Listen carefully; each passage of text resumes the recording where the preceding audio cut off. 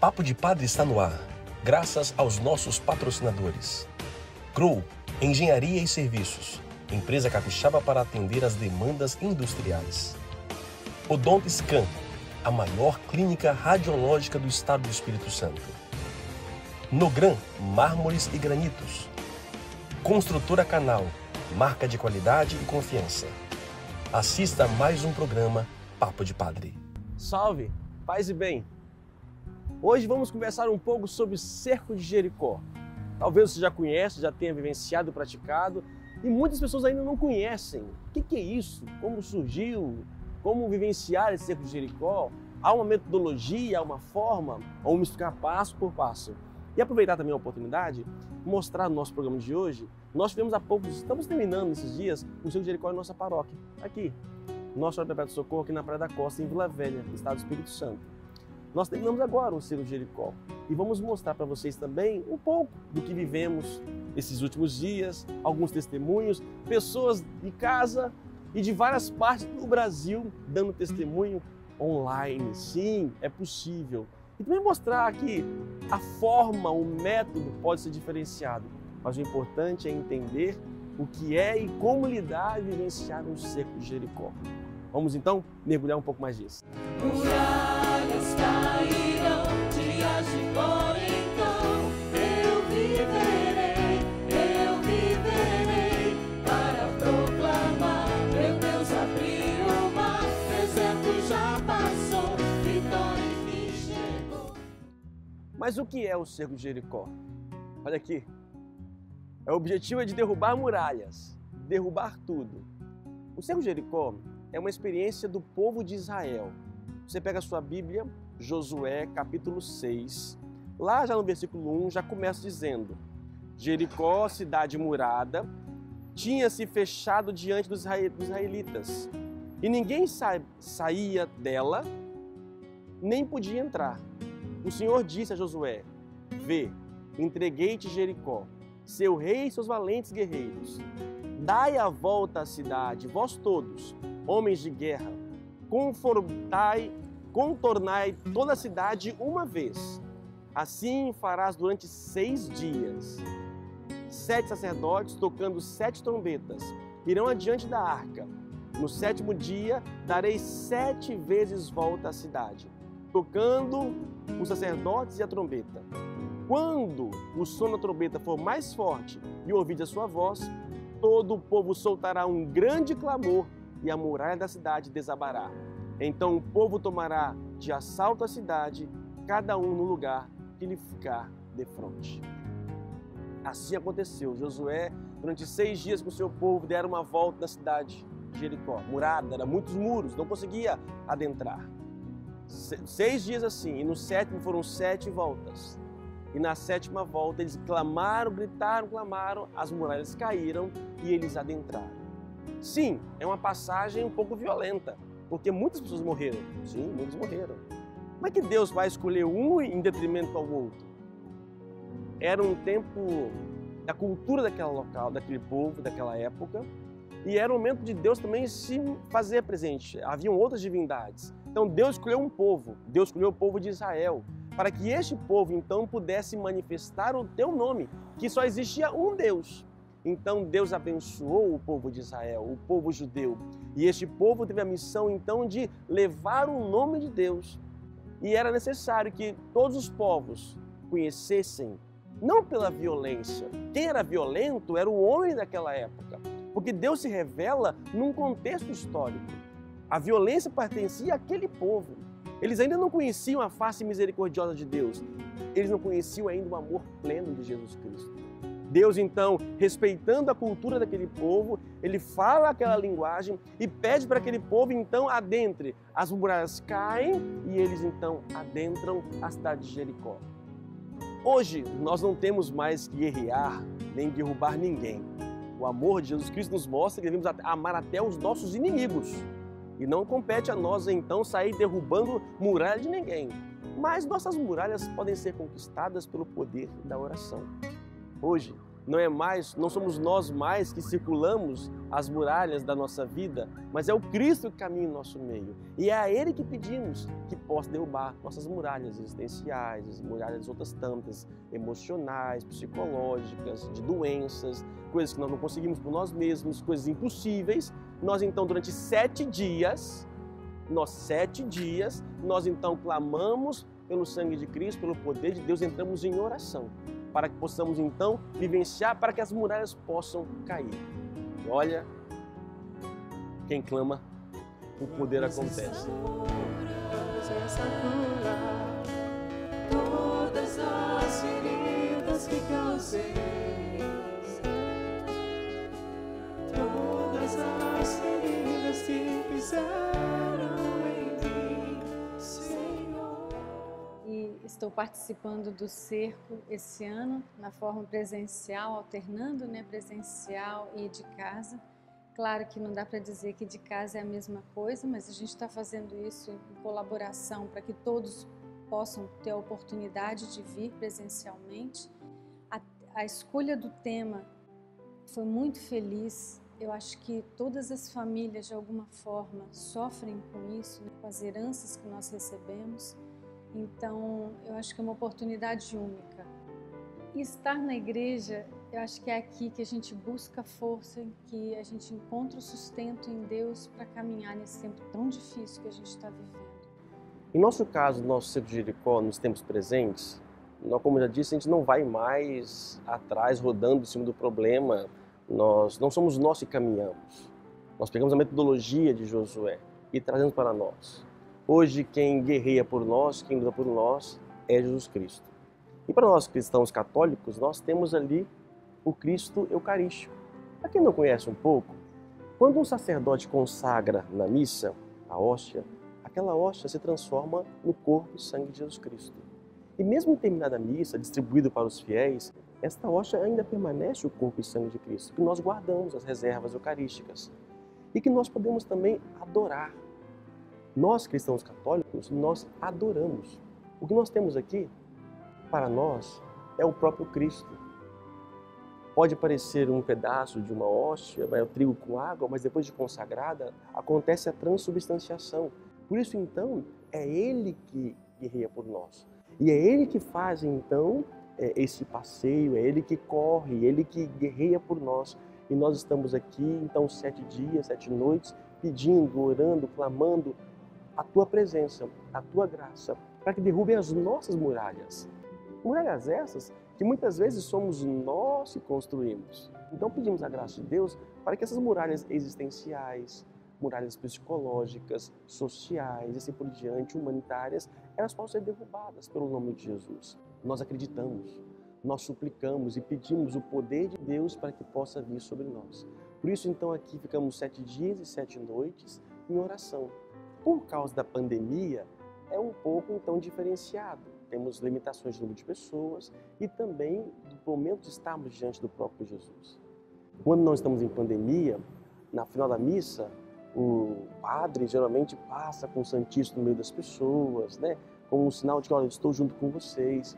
Mas, nesse tempo nós não estamos fazendo isso, mas não diminui, porque o importante é estarmos aqui 7 dias e 7 noites rogando a Ele, pedindo para que Ele possa, então, na graça dEle, derrubar as muralhas de nossa vida. Esta é a graça do cerco de Jericó. Tem sido um espaço de muita paz, primeiramente, Às vezes em casa tem toda aquela questão de estar com a família, às vezes você não tem muito tempo, apenas no quarto para rezar. Enfim, aqui é realmente um tempo de descanso, um tempo que a gente pode estar em harmonia com Deus de uma forma...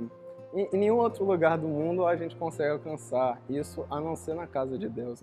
Qual foi o primeiro cerco de Jericó, então, nesse novo formato? O que nós temos de história vai para a década de 1970, na década de 70 do século passado. Depois da eleição do Papa João Paulo II, o Papa João Paulo II quis visitar a sua terra natal, Polônia. E ali houve uma revelação, através de algumas pessoas, para que pudesse fazer o cerco de Jericó, fazer um momento de 7 dias de oração, sem saber o que ainda. E aí as pessoas procuraram os bispos, tiveram dificuldades no início, e acabou que deixaram. fizeram o ciclo de oração. Só que assim, o bispo falou, não faz congresso não, faz um cerco. E assim começaram a fazer. Só que o povo da Polônia, as autoridades, negaram o visto do Papa. Não autorizaram ele voltar à sua terra natal. E eles então ali intensificaram as orações. E ao terminar o cerco de Jericó, na Polônia, nessa época, a permissão aconteceu. E João Paulo II pôde estar na sua terra. Foi daí então que começou-se essa prática de 7 dias. E aí chegou-se até nós, para que possamos orar. Não existe uma metodologia única. Você pode fazer 7 dias de oração na sua casa, pode ser 7 missas, pode ser 7 terços da misericórdia, pode ser 7 meses, 7 semanas. Não existe. A questão é, o 7 é o número simbólico na igreja, na liturgia, na nossa fé teológica. Então, ou seja, eu estou ali em constante oração por aquele momento, por aquela intenção. Sou em ti, és em mim. Minha alma diz, meu Deus, como és lindo. Sou em ti, és em mim. Minha alma diz, meu Deus, como és lindo. Só esse refrão.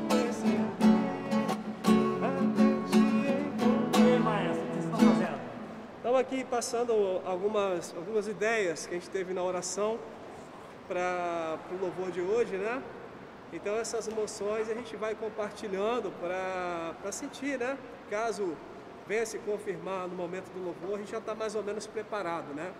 A gente, na verdade, quando vai tocar um louvor, você não tem nada 100%, mas tem já uma ideia do que pode acontecer e a oração nos une nesse processo. O que estamos fazendo no cerco é levantando situações e temas que talvez você nunca pensou na vida. E para poder buscar as raízes disso. E não basta, neste momento, nós ficarmos parados ali nas lembranças. Não adianta somente ter consciência da raiz do problema. Ter consciência ajuda muito, porque eu sei onde é o problema e eu vou dar a medicina. Enquanto eu tenho uma doença que eu não encontro a causa, eu vou tomando todo tipo de remédio. E procuro vários médicos, até que alguém pode dar uma certeza. E quando eu tenho uma certeza, a causa, a raiz, pronto. Eu vou começar agora o quê? O tratamento. Eu tomei consciência e agora como é que eu vou curar isto? Eu vou curar em Jesus, no Espírito.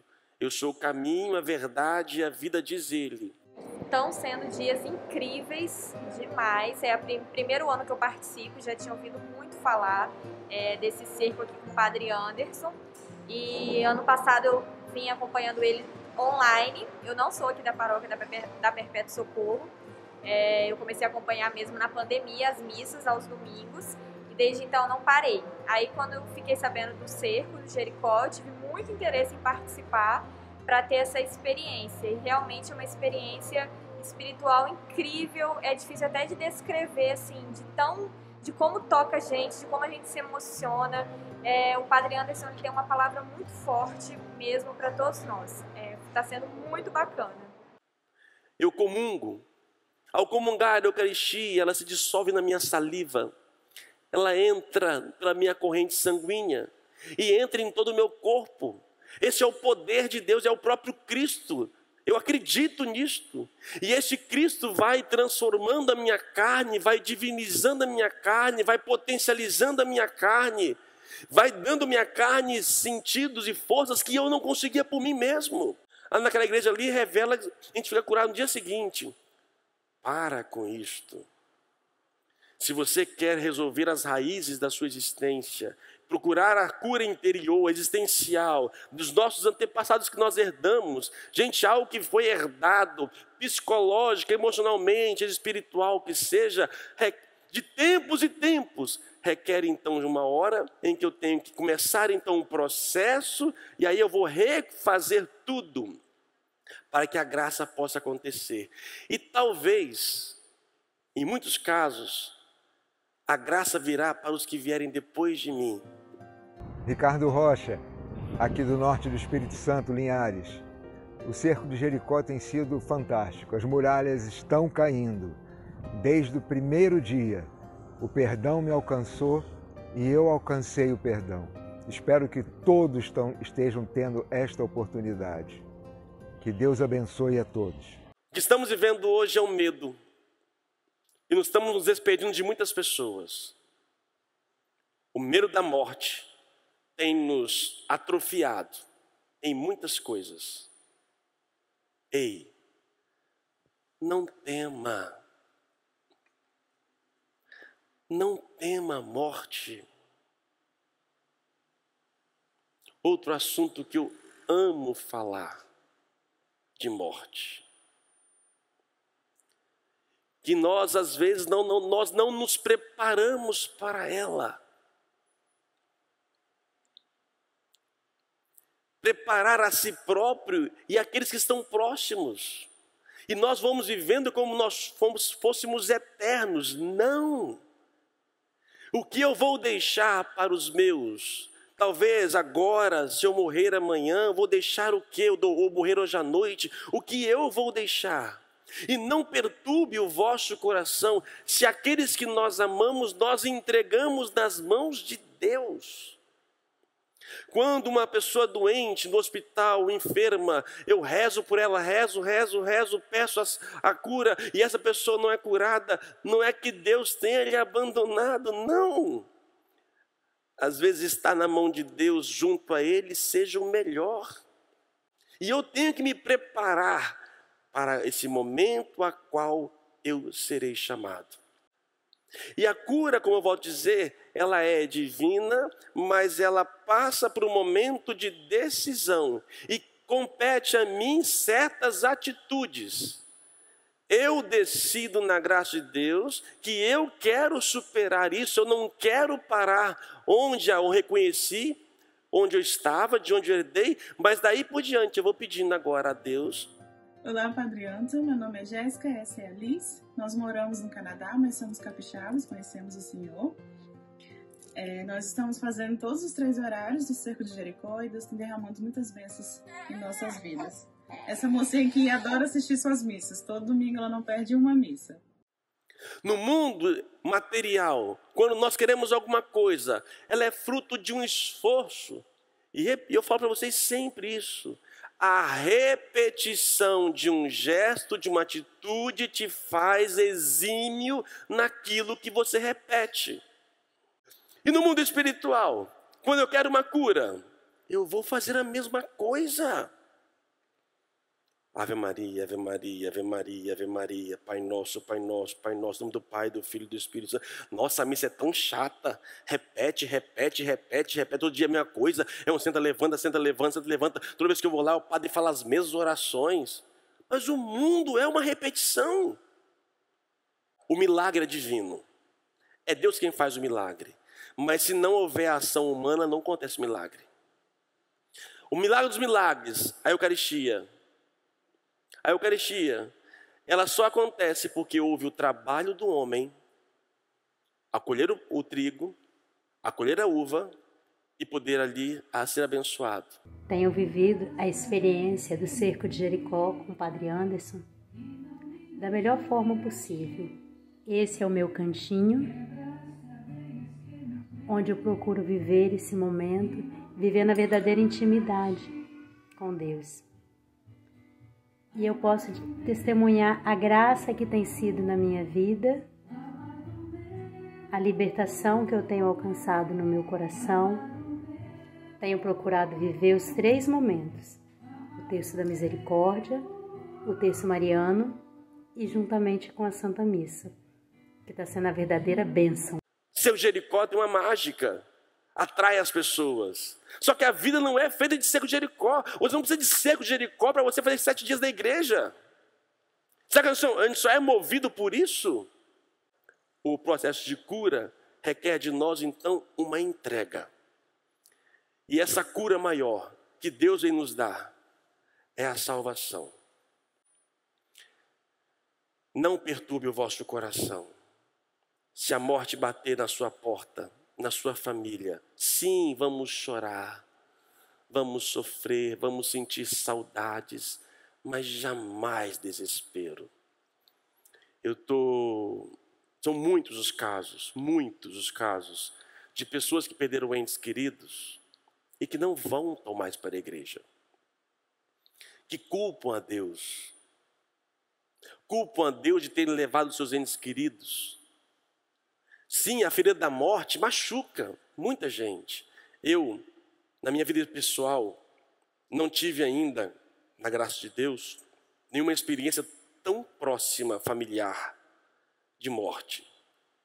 Por outro lado, já vivenciei inúmeras partidas de pessoas muito queridas. Sim, dói, machuca. Casais que viveram anos e anos a fios ali, uma entrega, uma vida acostumada um com o outro, de repente se é retirado, machuca. Uma mãe, um pai enterrar um filho, machuca, dói demais. Você se despedir de alguém, você está vendo que a pessoa está indo embora, isso dói. Ou talvez ela saiu para trabalhar e não voltou. Gente, é uma dor avassaladora, que deixa as marcas existenciais na vida da pessoa, traumas.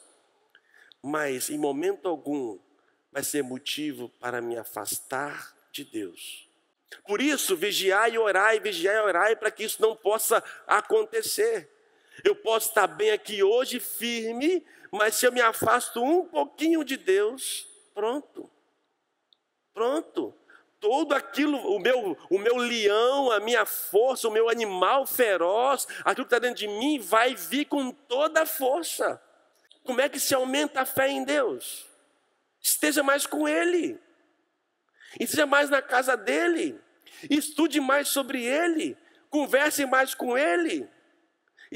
Tenha intimidade com Ele. E aí sim você vai entender e vai ter essa fé, vai tomar conta da sua vida. E aí não vai ter lobo fácil que vai te dominar, porque vai estar sempre, pode fazer despacho na esquina com o teu nome. Não adianta, porque você tá com Ele. Estamos aqui em Curitiba, no Paraná, rezando o cerco de Jericó, eu e minha família. Eu sou a Gisele, o meu filho Tiago, a filha Gabriela e o esposo Cristiano. Se nós tivéssemos consciência do poder da Eucaristia na sua boca, da palavra no seu ouvido, você mudaria completamente. Você tem um poder extraordinário dentro de você.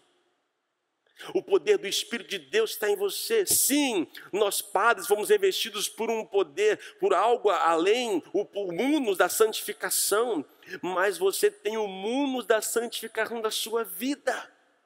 Hoje, Deus quer começar a nos curar. De quê? Eu termino com essa pergunta para vocês. De que cura você precisa? Só que eu só vou saber quando primeiro reconhecer que eu estou doente. Se eu não reconhecer que eu estou doente, ou que eu preciso nascer de novo, não adianta. A salvação não se resume no mundo físico. Estaremos doentes, teremos cruzes, iremos morrer. O dia da minha morte será o dia mais feliz da minha existência, porque é o dia em que o meu humano encontrará definitivamente com o divino. E aqueles que foram os nossos antepassados, vamos rezar para que eles estejam bem. De que maneira? Perdoando o que eles fizeram de errado e o que deixaram para nós. Se você então conseguir reconciliar com aqueles que te machucaram, vivos ou falecidos, você libera amor. E aí você está pronto para renascer. Essa é a pessoa curada.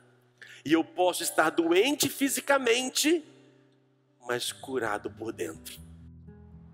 O cerco de Jericó não necessariamente precisa ter um tema. O que é mais importante é que cada um coloque aqui a sua intenção particular. É aquilo que a pessoa quer, é a muralha dela. é enfermidade, não vou aqui abrir, adentrar, tá trancado aqui, a gente respeita as intenções das pessoas. Cada um coloca aqui, manda pela internet, assim por diante, e nós rezamos. Mas no nosso caso, nós colocamos este ano um tema, que é cura entre as gerações. E pedimos que as pessoas colocassem aqui também o nome das famílias, para rezar pelos antepassados, pais, avós, bisavós, tataravós, aquilo que nós herdamos. Quando eu não sei o remédio, a doença, eu não gosto do remédio, vou usar. Então, por exemplo, nessa pandemia, cloroquina, ivermectina, é bom, não é bom? Ou eu estou com uma doença, não sei qual remédio vou tomar. Quando eu tenho conhecimento, o remédio é mais eficaz. Então, a palavra é importante para que eu possa saber em que eu vou rezar e o que vou rezar. Então, essas homilias nos ajudaram a iluminar a nossa cabeça para orar pelos nossos antepassados.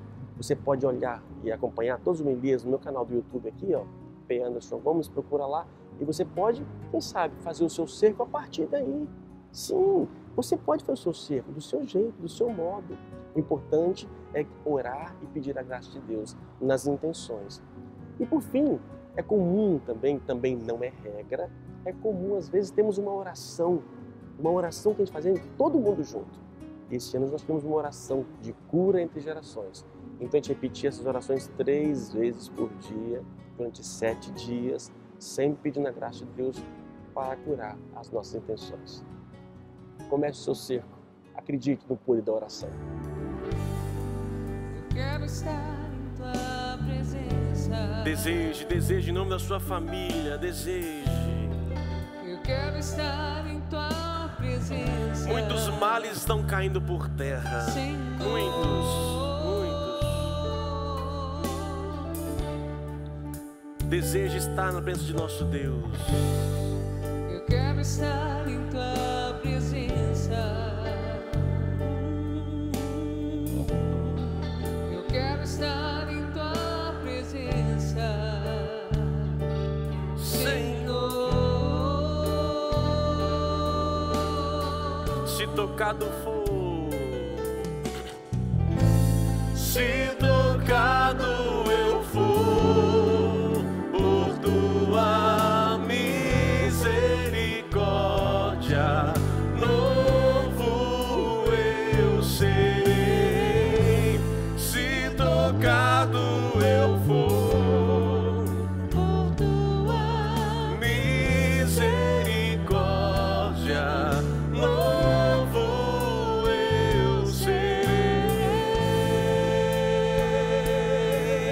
E com muita fé, tua presença cura todas as feridas que causei, todas as feridas que fizeram em mim, Senhor. Tua presença cura